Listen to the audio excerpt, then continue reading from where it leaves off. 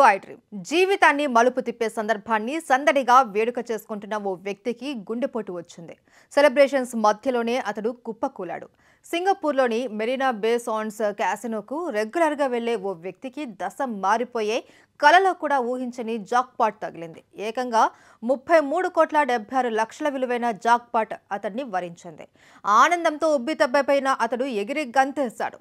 June 22న తను రెగ్యులర్గా వెళ్లే మెరీనా బే సాండ్స్ క్యాసినోలో ఆనందంతో ఎగిరి గంతేస్తున్న అతడు ఒక్కసారిగా కుప్పకూలాడు. కార్డియాక్ అరెస్టుకు గురయ్యాడు. అప్పటి వరకు సందడిగా ఉన్న క్యాసినో ఒక్కసారిగా సైలెంట్ అయింది.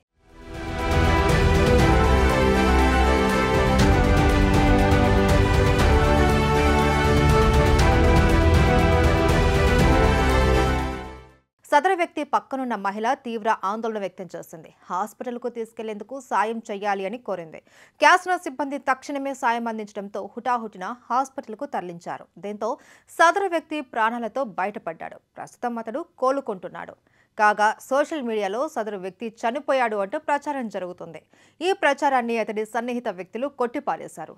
ఆయన బతికే ఉన్నారని, ఆసుపత్రిలో కోలుకుంటున్నారని కూడా స్పష్టం చేశారు.